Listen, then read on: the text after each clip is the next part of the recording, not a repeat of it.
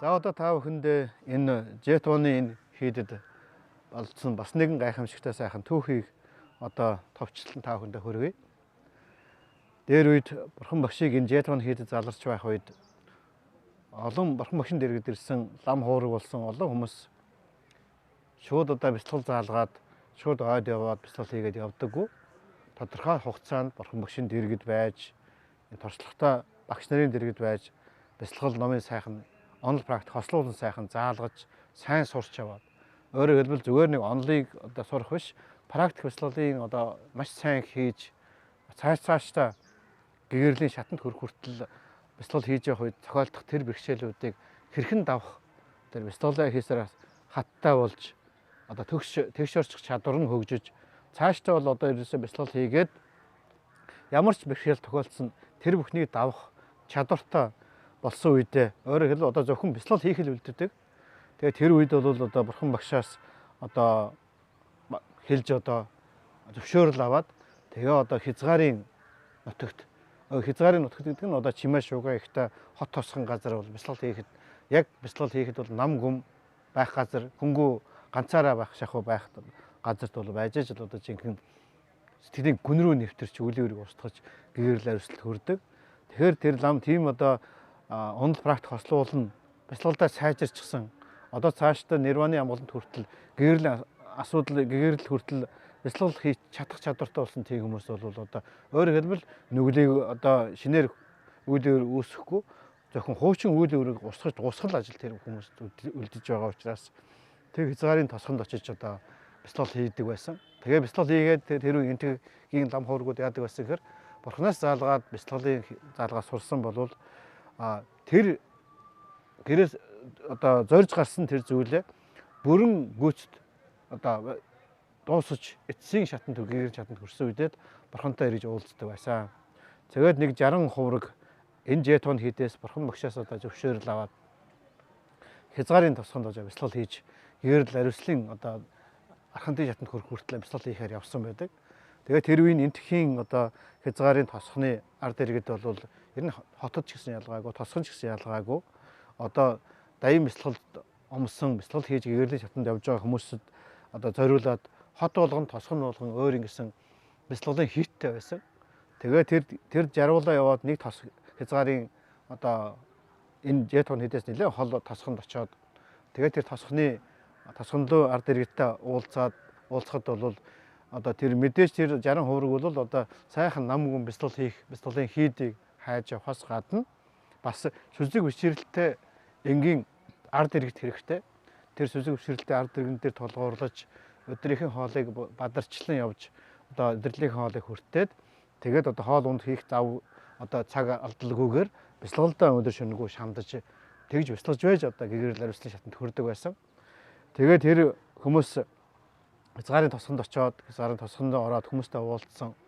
Хязгаарын тосгоны хүмүүс ч гэсэн одоо сайхан буянтай сахил санваараа сахисан гэгэрэл ариуслын замд шамдсан маш гайхамшигтай сайхан тийм хуургууд ирээсэ гэж одоо хуурамч энэ янзын одоо ашиг орлого олох гэсэн нэр хүнд олох гэсэн одоо хуурамчудаа энэ янзын хуургууд бас ирэх нь байдаг.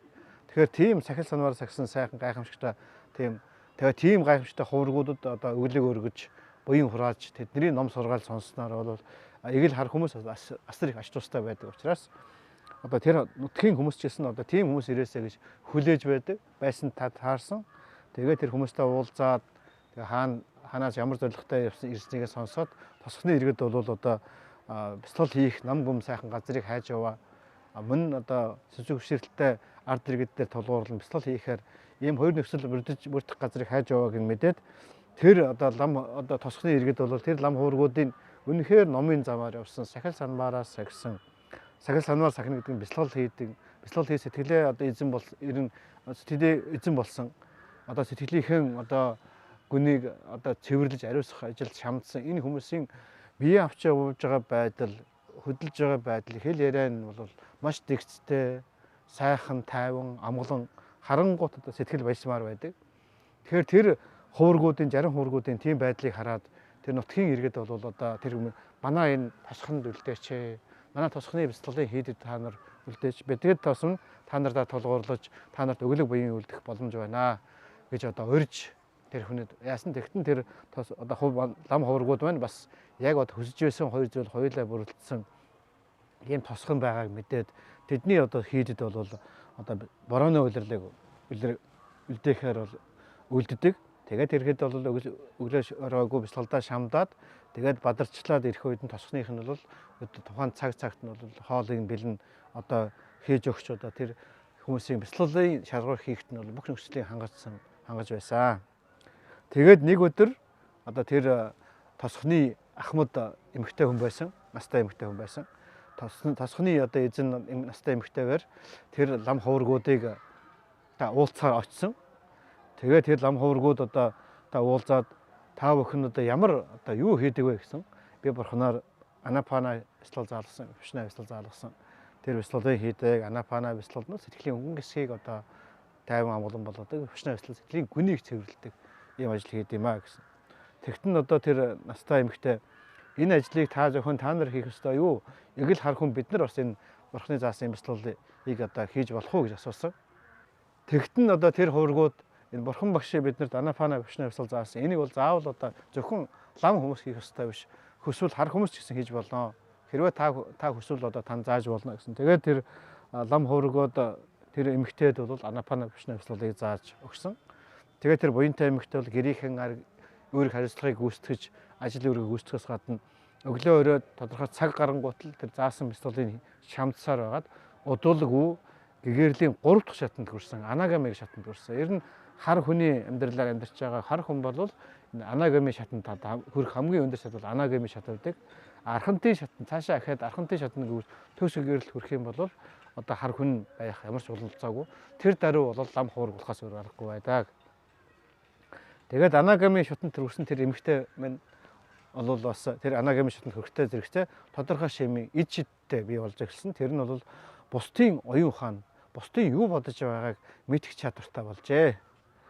Тэгээд тэр одоо эмэгтэй маань гэртээ сууж байгаа бясалгал хийсээр байгаад ийм шатанд хүрээд анагамиг шатанд хүрч нирваны тэр гайхамшигтай амран болон биеэр мэдэрч дээрээс нь өөрөө эд шидтэй болсон учраас би одоо ингээ гэртээ суугаад энэ ажил үүргийг хариуцлах ихтэй эннийхээ завсраар бясалгал хийсээр байгаад ийм шатанд хүрсэн байгаа юм чинь. Одоо миний энэ 60 одоо хөвгүүд бол аль хэдийн гэгэрсэн байхаа байлгүй даа гэж бодоод тэр 60 хуврагуудын сэтгэлийн байдлыг ингэж гэртээ суухдаа гэрээсээ ингээд одоо вайрлес маягаар бол скан хийж үтсэн. Одоо тэр бүхний сэтгэлийг ингээд тунгаагаад одоо скан хийгээд үцхэд тэр хэд бүгдээрээ юун одоо гэгэрлийн шатанд хүрэхтэй ял анапана бясалгалаа хийж самадич ороогүй байгаа байдлыг хараад мэдээд тэгээ шалтгааныг бас ингээд нэгээр нь тунгааж үтсэн. Тэгэхэд нь бол одоо хүн болгоны хоолнд дуртай байдал нь өөр байдаг. Зарим хүмүүс одоо давстай хоолнд дуртай, зарим нь давсгүй хоолнд ч юм, зарим нь одоо амттд нэгтэй хоолнд дуртай ч юм, зарим нь одоо халуун ногоотой хоолнд ч юм, зарим нь одоо гэх мэтээр өөр байдаг. Амттанд одоо хоолны одоо туршил өөр байдаг. Тэгтэл тэр яг өөрөөсд нь яг хүслийнх нь таарсан тийм хоолыг нь яг тааруулж өгөхгүй байгаагаас болоод өдөрт нэг идэх хоол нь сэтгэл нь хүрээгүй учраас тэрнээс болж одоо сэтгэл нь төвлөрч чадахгүй байгаас болоод цаашаа сэтгэлийн гүнээрээ нэвтэрч хөвшнээ бясалгалаа хийж үүлийн урсгаж гэрэл чадах хүрч чадахгүй байгааг даруй тэр эмэгтэй мэдээд тэгээд хүн болгоныхын сэтгэлийг сканерж одоо ингэж үзээд хүн болгоны ямар хоолнд дуртайг ингэж одоо тэр дуртай хоолыг нь мэдээд тэгээ маргааш нь ирэхэд бол тэр нутгийнхаа иргэдтэй хамтраад тэр 60 хуврагуудад яг өөрсдийнх нь дуртай хоолыг хийж өгсөн байдаг. Тэгээд тэр мөчөөс эхлээд тэр одоо эмэгтэй яасан гэхлээр тэр 60 одоо хуврагуудад яг одоо заавал наашаа тосгонлоо ирж ингэж одоо бадарчилж ирж цаг зав гарах алдах шаардлагагүй өөрөөсдийнх нь байгаа бясалгал хийж байгаа газараа байгаад тэр эмэгтэй бол гэрээсээ суугаад хэн юу хүсэж байна. Заримдаа бясалгал хийж байгаа тэрийг ам цангаад ус уумаар байдаг ч юм уу. Тийм ээ. Одоо ямар нэгэн байдлаар өвдөж баривал гэрээсээ мэдээд энэ тараа явуулдаг ч юм уу. Одоо халуун усан зарим бол сэрэн үед бол халуун усанд одоо нэр гараа угаах ч юм уу. Шаардлагатай болсон бүх юмыг гэрээсээ ингээд сууж байгаад сканерээр вайрлес одоо тэр хүмүүсийн сэтгэлд бодож байгаа бодлыг мэдээд тэгээд тэр бүхнийг нь одоо гэрээсээ суугаад бүгдийн одоо сосхныхаа хүмүүсийг гүйлгэж тэр бүх үйлчлэгийг үзүүлсээр байсан. Тэгтэл одоо 3 сарын дотор ингэж одоо тэр лам хуврагууд одоо бясалгалдаа найз цаашаа тосгонлоо явах завгүйгээр эвгүйгээр шаардлагатай бүх юмын дээр одоо эмэгтэй гэрээсээ мэдэж тэр дараа үйлчилж ингэж одоо бяцлал хийхэд нь саад болохгүйгээр бүгд нь бүх нөхцөлийг хангаж байсан учраас тэр 60 хувраг бол тэр борооны 3 улирал 3 сарын дотор бол бүгдээр арханд тийм хотыг болон гэгэрсэн байдаг. Тэгээд тэр гэгэрсэн хуврагуудад одоо гэгэрлийн шатанд төрсэн, төс гэгэрэл төрсэн, өөр хийх юм зүйл байхгүй учраас одоо тэгээ бурхан багштай уулзаж, ер нь бурхан багшийн ачийг харуулах бол хамгийн дээдээр бол заасан замаар нь бяцлал хийж, тийм заасан замаар нь явах байдаг. Заасан замаар нь яваад гэгэрэл арилсан шатанд хүрэх байдаг. Энэ бол жинхэнэ одоо багшийн заасан зүйлийг хавь хэрэгжүүлж ивэл одоо баярлан байстай. Тэгэхээр бурханы байс хамгийн дээдээр бол заасан заргаар нь одоо бяцлал хийх байдаг. Тэгэхээр энэ 60 хувраг бол тэр үргийг гүйцэтгэж бурханд одоо ошуулцахад нүүр бардам байсан учраас бурхан багштай уулзахаар явахаар шийдсэн.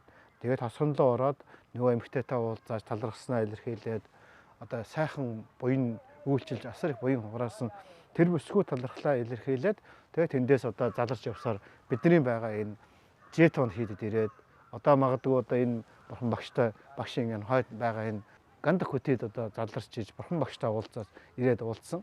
Ер нь бурхан багш одоо уулзахаар ирсэн хүмүүс дотор одоо бяцлаглаа жинхэнэ шамдаж гэгэр арилслын замаар шамдаж явдаг. Үнэхээр одоо бяцлаглаа шамддаг хүмүүстэй уулзалтаа их дуртай. Бяцлаглаа хийхгүй зөвхөн хоосон онол ярьдаг. Одоо тэр омог бардам зангаа үүсгдэг хүмүүс их дургу байсан.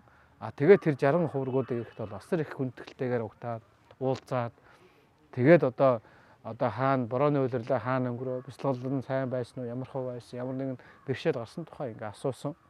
Тэгэхэд бол бурхан тэр 60 хувраг бол одоо үнэхээр сайхан борооны улирлыг үр дүнтэй өнгөрөөж гэгэрлийн шатанд хүрсэн тухайга бурхан багштай айлтгаад тэгээд тэр тосгонд хязгаарын тэр тосгоны тэр буянтай эмэгтэйгийн тухай бол одоо маш их магтаж тэр хүний бисгүүгийн гайхамшигтай ичэдийн чадварыг олмоос бяцлалаа шалгуу хийсээр хагаад зовлонгоос хэтэлсэн тухай өгүүлж байсан.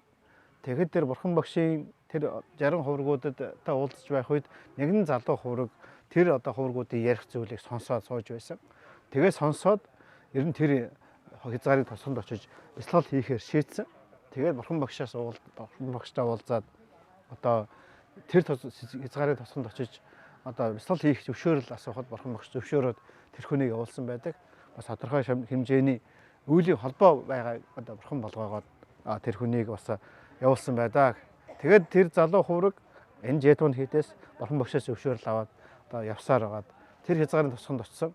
Хязгаарын тосгонд очиод одоо орой болоход бол тэр хийдэд нь орж ирсэн. Хийдэд нь орж ирээд за энэ одоо эмэгтэй бол энд болж байгаа үйл явдлыг бүгдийг мэдж байгаа бах. Одоо би холын газраас ирсэн ядарч байна. Тийм учраас одоо энэ сүм хийдийг цэвэрлэх боломжгүй байна. Тэгэхээр хэн нэгэн хүнийг явуулаад одоо хийдэ цэвэрлүүлээсэ гэмээр ботход удалгүй хэн нэгэн ирээд цэвэрлээ хийсээр яваад өгсөн. Тэгээд одоо цангаж байна. Одоо холын замаас ирсэн нам цангаж байна. Тэгээд одоо юу та бурамтаа усуухыг хүссэн. Тийм бодол бодох төдийд нөгөө эмэгтэй гэрээсээ суугаад тэр залуугийн бодлыг мэдээд хүссэн зүйл болгоныг нь явуулж байсан. Тэгэнгუთ нөгөө залуу бол ихэд айсан. Ягаад гэвэл хэдийгээр би лам хуург сахил хүрсэн ч гэсэн самади бяцлалаас сайн хөгжүүлээгүй. Одоо сэтгэлээ бүрэн өдөртөс сураагүй.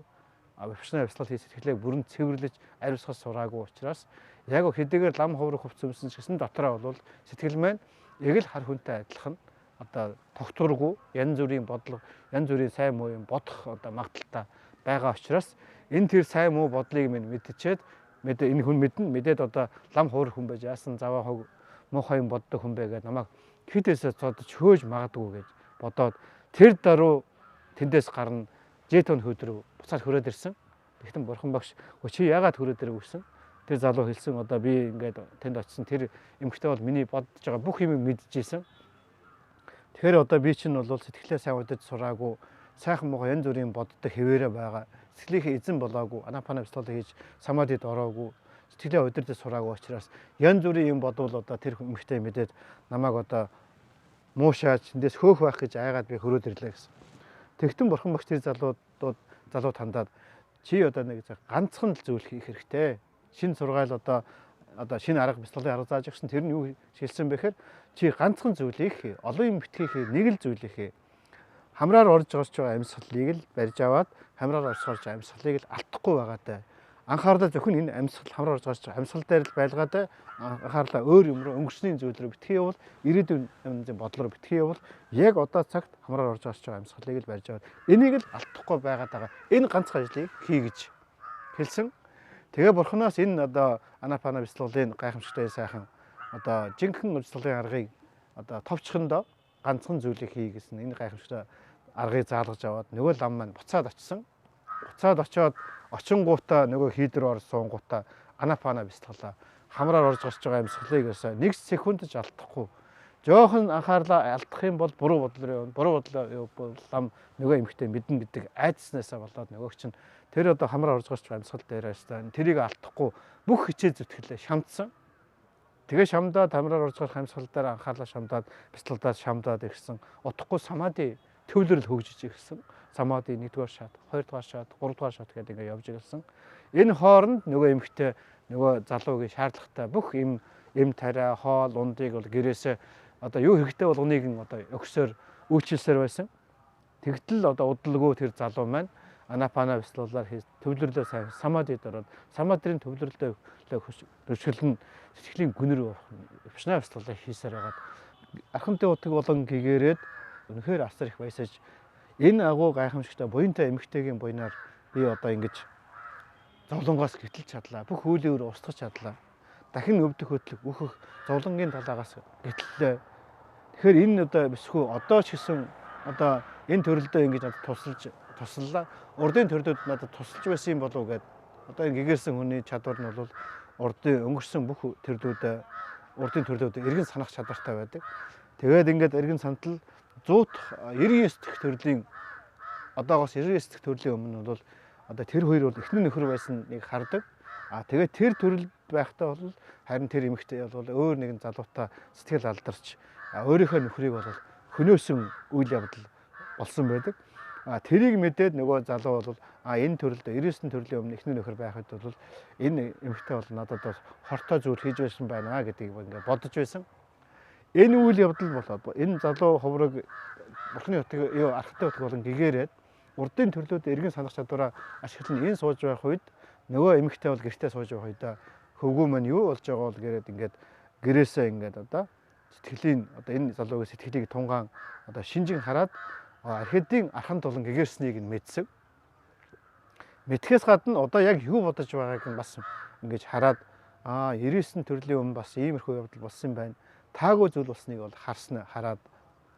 харсныг нь мэдээд тэгээд өөрөө цааш 100 дахь төрөл рүү өөрөө анхаарлаа хандуулахад 100 дахь төрлийн өмнө тэрээр бас эхнэр нөхөр байх үедээ харин эхнэр нь бол нөхрөө бол аварсан байдаг.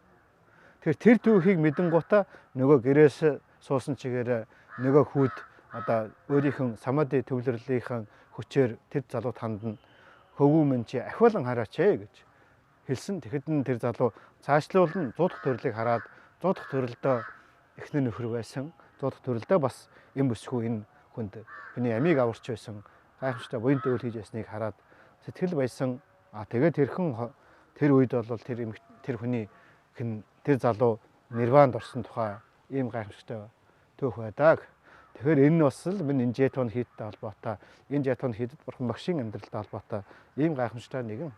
Энэ түүх юу өгүүлдэг вэхээр бурханы заасан сургаал ном, бурханы заасан Анапана шийла сахил сахиул тэнгэрлэг жаргалыг эзэлдэг. Сахил 5 сахилыг сахисан хүн энэ төрөлдөө 50 амгалан санаа зовх юмгүй 50 амгалан амьдардаг.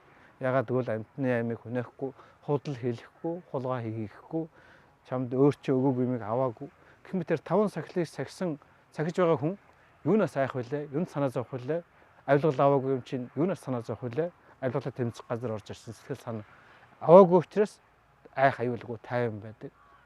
Тэрнтэй адилхан одоо 5 сахил сахисан хүн энэ төрөлдөө 50 амгалан байгаа. Дараа төрөлдөө бол 5 сахил сахисныхаа буйнаар тэнгэрлэг жаргалыг 6 тэнгэрийн орны аль нэгэнд төрж хэдэн зуун сая жилийн турш тэнгэрлэг жаргаланд омбон байдаг тухай судалт гардаг.